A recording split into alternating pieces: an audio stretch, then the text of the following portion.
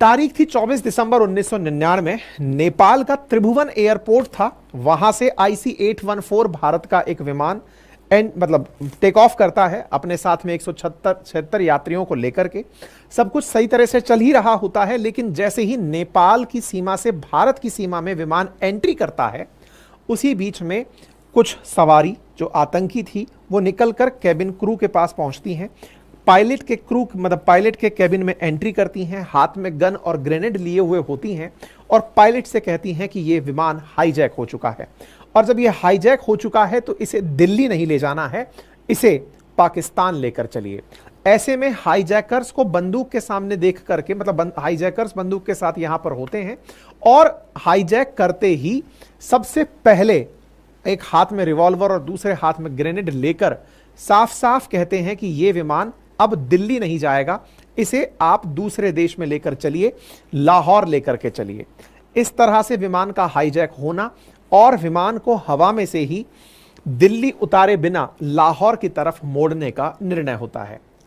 Pilot Delhi के स्थान पर पाकिस्तान के लाहौर में पहुंचते हैं। अब यहां पर एक बड़ा इंटरेस्टिंग ट्विस्ट है, उसे पहले जान लेना जरूरी है और उसके बाद में इस कहानी को और डिटेल में समझ पाएंगे। अभी एक बार के लिए आप इस मैप को देखें, इस मैप की पूरी कहानी ही आपको जानने योग्य है। सारी की सारी स्टोरी इसी के पीछे की पॉलिटिक्स के साथ घूम रही है। देखो, काठमांडू से उड़ता है यह विमान दिसंबर 24 को शाम 4 बजे के आसपास उड़ता है। नई दिल्ली पहुंचना होता है, घंटे 1.5 घंटे का सफर है, लेकिन यहां पर हाईजैकर्स कहते हैं कि नहीं भाई, यहां नहीं उतारना है। आप यहां से निकलते हैं और निकल करके इन्हें लाहौर ले जाने का आदेश दिया जाता है कि लाहौर लेके चलो। लाहौर में ये लैंड होने वाले होते हैं, लेकिन लाहौर का एयर ट्रैफिक कंट्रोल इन्हें मना कर देता है कि हम आपको यहां उतरने नहीं देंगे। क्यों नहीं उतरने देंगे? अब उसके पीछे की थोड़ी सी पॉलिटिक्स समझ लो क्या हुई थी। असल में वर्ष 1999 में, अगर आपको याद हो, तो कारगिल वॉर हुआ था। कारगिल वॉर की कहानी को थोड़ा सा समझिए। देखिए, एक टाइमिंग है, ये टाइम फ्रेम बड़ा ही क्रूशियल है। 1998, 1999 ये दोनों वो टाइम फ्रेम है जिसमें बहुत सारी घटनाएं घटी हैं। भारत के अंदर परमाणु परीक्षण का होना हुआ या फिर कारगिल वॉर का होना हुआ। ये दो वो घटनाएं हैं जिनकी वजह से इतिहास पूरी तरह भारत पाकिस्तान के रिश्तों को समझने में महत्वपूर्ण भूमिका निभाता है। देखिए, भारत ने जब पोखरण परमाणु ब्लास्ट किया तो भारत में उस समय अटल जी की सरकार हुआ करती थी। अटल जी की सरकार थी तो भारत के ऊपर अमेरिका के द्वारा बहुत सारे प्रतिबंध लाद दिए गए कि भैया भारत वालों, अब आप लोगों ने परमाणु बम का परीक्षण कर लिया है, अब आप सैंक्शन देखो। भारत पर प्रतिबंध लग गए साहब। लेकिन अटल जी की सरकार फिर से मई के अंदर बनकर आती है। सरकार बनकर आती है, इसी बीच में पता चलता है कि भारत के कारगिल के अंदर पाकिस्तानी घुसपैठिए घुस आए हैं। घुसपैठिए घुसने की सूचना जब भारत को मिलती है, अब यहां पर बड़ा इंटरेस्टिंग ट्विस्ट है। अटल जी की सरकार मई में फिर बन चुकी है। अटल जी की पहले 13 दिन, फिर 13 महीने और फिर 5 साल की पूरी सरकार। तो अटल जी की 1999 में जो सरकार बनी, उसमें अटल जी एक गठबंधन की सरकार के साथ आए थे। एनडीए की सरकार थी जिसमें बीजेपी, जो कि सबसे ज्यादा सीटें लेकर थी, उसके पास 182 सीटें थी। जैसे आज 240 है, ऐसे उस समय इनके पास 182 एमपी थे और कांग्रेस के पास लगभग 114 एमपी थे उस समय अपोजिशन के अंदर। ठीक है, अच्छा, किसी भी पार्टी को स्पष्ट बहुमत नहीं था, यानी गठबंधन की सरकार थी। और गठबंधन की सरकारें जो हैं वो किस तरह से चलती हैं, मजबूर होती हैं या मजबूत होती हैं, ये बड़ा सवाल है। ऐसे में एनडीए की सरकार है, बीजेपी 182 पर है। अब यहां पर बड़ा ही जबरदस्त पॉलिटिकल खेला है, और वो क्या है? 99 में कारगिल वॉर चल रहा है, 26 जुलाई को हम कारगिल जीत जाते हैं। इंटरेस्टिंग बात समझिए, उस समय पाकिस्तान में सरकार होती है नवाज शरीफ की, और नवाज शरीफ साफ साफ ये कह रहे होते हैं कि मैं इस कारगिल वॉर के लिए जिम्मेदार नहीं हूं। नवाज शरीफ डे वन से यह कह रहे होते हैं कि कुछ कबीले के लोग हैं जो जाकर के कारगिल की चोटियों पर कब्जा कर लिए, ये पाकिस्तान का किया धरा नहीं है। नवाज शरीफ जब इस तरह की बातें बोल रहे होते हैं, लेकिन यहां पर कबीलों के साथ में सेना का होना जब पता चलता है कि कारगिल के अंदर असल में कबीले नहीं, कबीले की वेशभूषा में पाकिस्तानी सेना है जो अंदर घुसाई है, तो नवाज शरीफ को भी जब यह बात पहली बार पता चलती है कि मेरे साथ ही धोखा हो गया, उस समय पाकिस्तान की सेना में परवेज मुशर्रफ जो है ना, वो उस समय पर क्या होते हैं, जनरल होते हैं, सेना के जनरल होते हैं। अब नवाज शरीफ पीएम पाकिस्तान, इधर परवेज मुशर्रफ जिन्होंने नवाज शरीफ को धोखे में रखा था। किस बात के धोखे में? कि साहब वहां पर कबीले गए हैं, सेना नहीं गई है। नवाज शरीफ इनसे पूछते हैं कि क्या आपने वहां सेना भेजी है? बोले नहीं। लेकिन जब युद्ध होने लगा, सेना के सारे हथियार वहां दिखने लगे, तो यह समझ में आ गया कि नवाज शरीफ को परवेज मुशर्रफ ने धोखे में रखा है। ऐसे में नवाज शरीफ की सरकार को ही गिरा दिया जाता है। अराउंड अक्टूबर के आसपास की बात है, परवेज मुशर्रफ तख्ता पलट कर देते हैं, नवाज शरीफ को हटा करके, और परवेज मुशर्रफ ही पाकिस्तान की सरकार को कब्जे में ले लेते हैं। इसका मतलब अब पाकिस्तान में जिस समय यह हाईजैक हो रहा है, परवेज मुशर्रफ सरकार में बैठे हुए हैं, सेना प्रमुख अब देश चला रहे हैं। तो अब स्थितियों को समझिए। स्थितियां कुछ इस तरह की हैं कि 1999 दिसंबर में जिस समय यह हाईजैक हुआ, उससे 3 महीने पहले ही पाकिस्तान कारगिल का युद्ध हार कर बैठा था।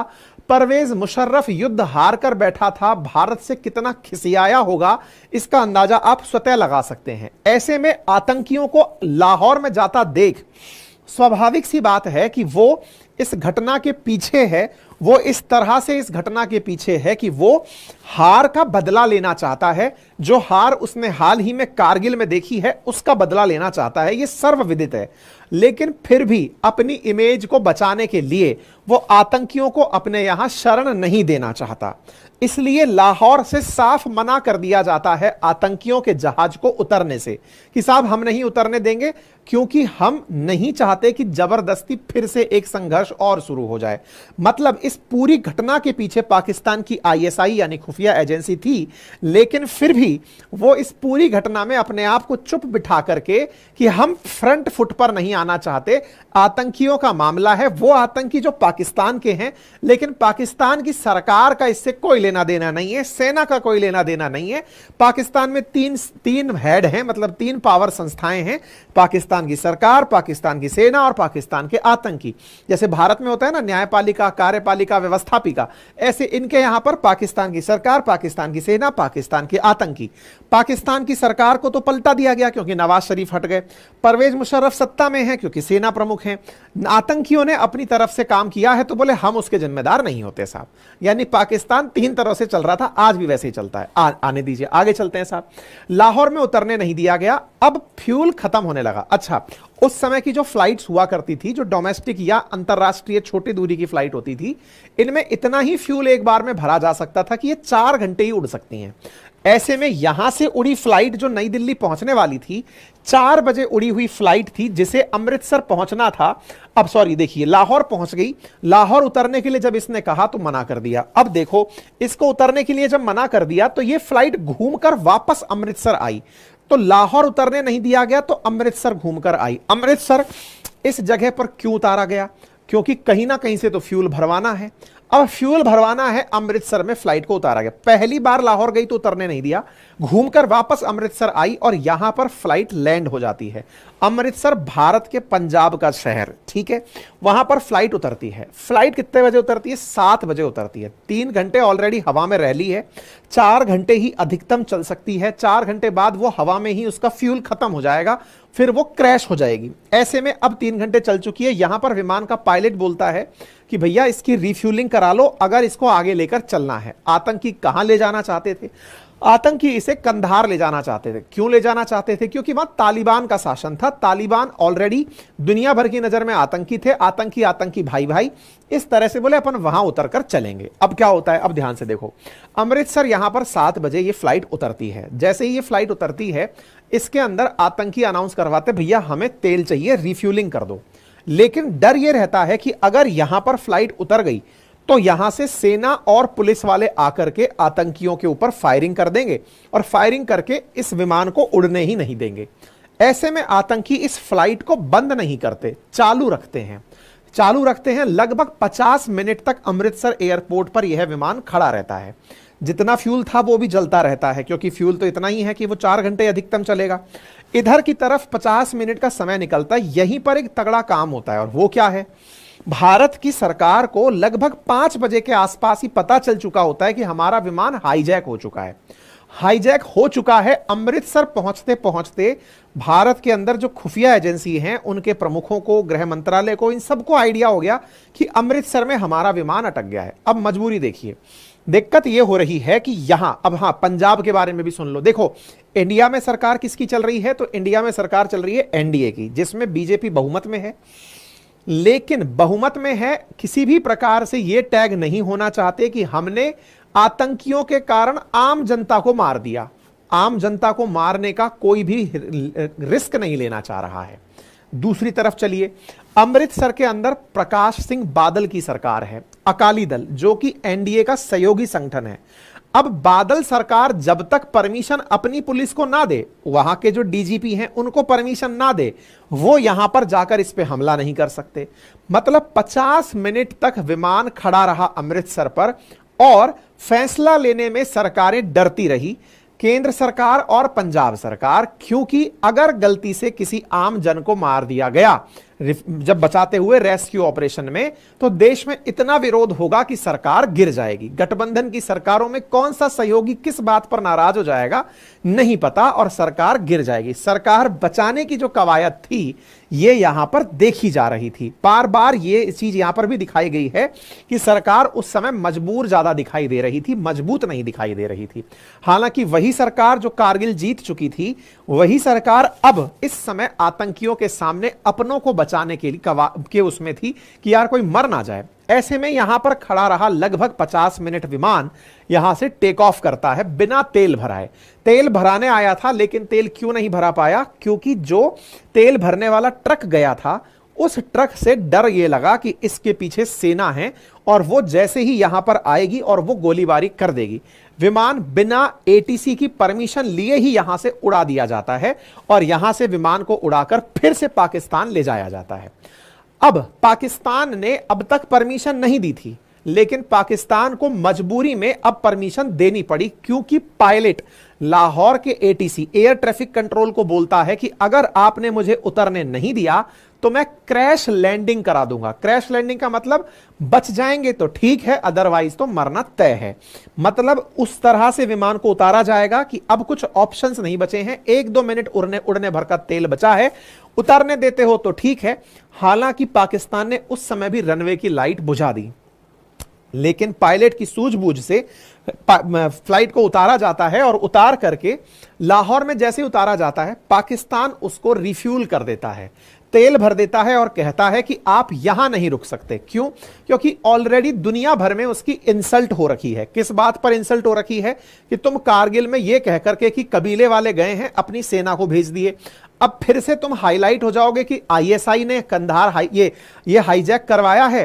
तो इस चक्कर में पाकिस्तान तेल भरते ही कहता है कि यहां से निकल लो, हम बदनाम नहीं होना चाहते। मतलब ये लोग इस काम को भी बड़ा ईमानदारी से करना चाह रहे थे, यानी कि ये काम अपहरण का भले ही हो, इनकी नजर में बड़ा ईमानदारी पूर्वक अपनी इमेज को साफ सुथरा रखते हुए हो रहा था।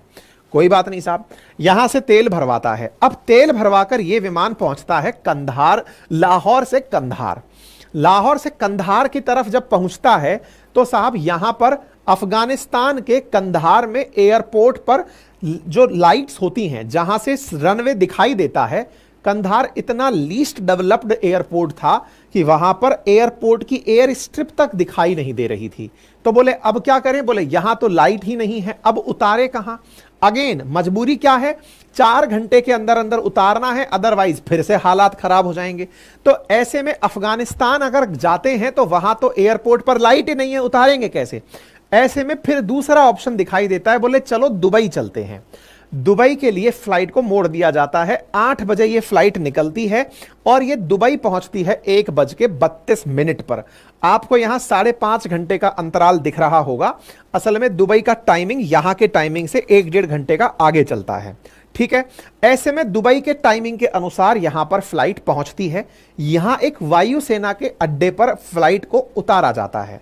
दुबई सरकार, जो कि तुलनात्मक रूप से बहुत पावरफुल थी। क्यों पावरफुल थी?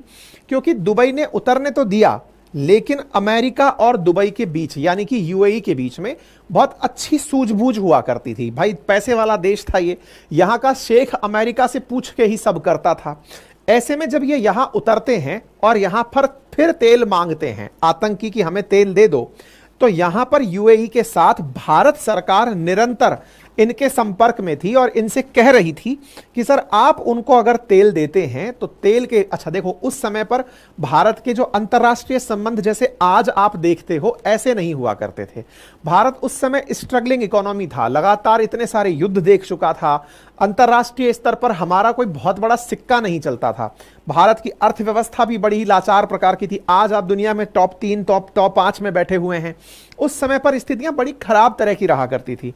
ऐसे में दुबई के पास भी हम बहुत ऑथेंटिक तरीके से और अथॉरिटेटिव तरीके से नहीं कह पा रहे थे, रिक्वेस्टिंग मोड में हमारे प्रयास चल रहे थे कि सर अगर हो सके तो महिला बुजुर्ग बच्चे उनको उतरवा लीजिए तेल के बदले। अच्छा इनके पास भी ऑप्शन यह है कि हवाई जहाज यहां से उड़कर, अब समुद्र में तो गिराओगे नहीं, फारस की खाड़ी में तेल चाहिए तो इसमें से बच्चे निकाल के उतार दो, महिलाएं और बच्चे यहां से उतार दो। तो यहां से कुछ 25-30 के आसपास जो सवारियां हैं वो दुबई एयरपोर्ट पर उतार दी जाती हैं। सवारियां उतरती हैं, बदले में तेल मिलता है, दिन होने का इंतजार होता है। सुबह सुबह ये भाई लोग यहां से अपना जितना भी भारत की तरफ से कोऑर्डिनेशन था, अपने जो परिवारजन थे उनको वापस ले लेते हैं। इधर आतंकी जो हैं वो अपनी फ्लाइट उठाते हैं और उठा करके वापस अफगानिस्तान पहुंच जाते हैं। सुबह सुबह 8:33 पर कंधार में 25 दिसंबर के दिन फ्लाइट लैंड हो जाती है। अब इस पूरे घटनाक्रम में जितनी देर फ्लाइट घूमी है, यहां पहुंची है, इस पूरे दौरान कोई रेस्क्यू ऑपरेशन नहीं हुआ। यहां पहुंचने से पहले आतंकियों ने कोई भी मांग नहीं रखी, यहां पहुंचकर ही उन्होंने अपनी तरफ से मांगे रखी कि हम चाहते क्या हैं। मतलब ये देखें आप कि यहां तक पूरा कार्यक्रम कालखंड जो हुआ, इससे अंदाजा लगा सकते हैं आज के समय में और उसके समय में कितना अंतर है। आज के समय में इतनी तेज टेक्नोलॉजी है, इतनी तेज, आज अगर ऐसी घटना हो तो हवा के अंदर ही फाइटर जेट्स पहुंच जाएंगे, आज अगर ऐसी घटना हो तो क्रॉस बॉर्डर भी रडार में चीजें पता चल जाएंगी, आज अगर ऐसी घटना हो तो यूएई के अंदर अब भारतीय सेना खुद जाकर के कार्रवाई करने में सक्षम होगी, क्योंकि यहां पर हमारे बहुत अच्छे देश के बीच में स्ट्रेटेजिक टाइज हैं। तो ऐसे में उस समय मतलब सब कुछ चल रहा था और दिल्ली के अंदर बस बैठकर यह मंथन हो रहा था कि करें तो करें क्या। इस तरह से यह घटना घटी कि इस पूरे कालखंड में यहां तक विमान पहुंचता है इस उम्मीद के साथ कि ठीक है अब देखते हैं ये लोग क्या मांगते हैं। यहां पर उस समय देश में विदेश मंत्री हुआ करते थे जसवंत सिंह। जसवंत सिंह केंद्र के मंत्री थे, विदेश मंत्री थे। अब यहां से नेगोशिएशन शुरू होता है। कंधार के अंदर बैठे जो हाईजैकर्स हैं उनके द्वारा मांग रखी जाती हैं, क्योंकि यहां तालिबान का शासन है, तालिबान का शासन है, कंधार के अंदर फ्लाइट खड़ी है तो तालिबान की भी माननी पड़ेगी। ऐसे में भारत की तरफ से कुछ अधिकारी, जिसमें उस समय के जो बड़े अधिकारी थे उन लोगों को यहां पर भेजा जाता है, जिसमें अजित डोभाल साहब भी एक अधिकारी हैं। उस समय वो एक मतलब अधिकारी होंगे, उस समय जिस भी लेवल पर रहे होंगे, वो यहां पर पहुंचते हैं और यहां पहुंच करके इनके साथ में नेगोशिएशंस शुरू होते हैं। नेगोशिएशंस में इनके द्वारा, आतंकियों के द्वारा 36 आतंकियों की रिहाई, $200 मिलियन और एक आतंकी का शव जो कि भारत में दफन है उसे मांगा जाता है। 36 आतंकी, $200 मिलियन और एक आतंकी का शव जब मांगा जाता है तो यहां से जो गए हुए जो भारत के प्रतिनिधि हैं वो इनके साथ निरंतर नेगोशिएट करते रहते हैं। नेगोशिएशन के अंदर शव को लेकर के और पैसे को लेकर तालिबान वीटो कर देता है। तालिबान बोलता है कि यह गैर इस्लामिक है और हम अपने देश में ऐसा कुछ भी नहीं होने देंगे जो गैर इस्लामिक हो। ऐसे में हम आपको ना तो शव मांगने देंगे ना पैसे मांगने देंगे, बाकी चीज जो मांगनी है उसके लिए नेगोशिएशन करते रहो।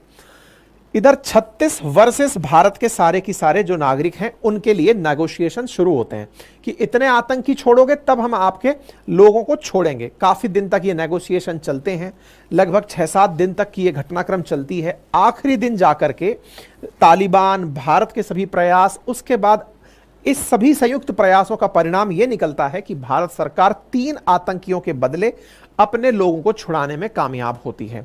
लेकिन जिन आतंकियों को भारत ने छोड़ा, अच्छा छोड़ने के लिए भी भारत की तरफ से भारत के विदेश मंत्री गए और वो अपने साथ में उनको लेकर गए और वहां पर उनको यहां रिहा किया जाता है। इसके साथ साथ अपने लोगों को सुरक्षित वहां से वापस लाया जाता है। जब ये सारा घटनाक्रम हुआ उस दौरान आप विचार कीजिए, लगभग 31 दिसंबर को जाकर के ये लोग भारत वापस लौटे हैं। तो 24 तारीख से लेकर 31 तारीख तक भारत में जो हालात थे वो हर मीडिया की हेडलाइन यही थी, हर अखबार की हेडलाइन यही थी, कंधार हाईजैक, सरकार से तमाम प्रकार के प्रयास, और सरकार उस समय केवल इसलिए शांत कि यहां पर एक्शन क्या लें।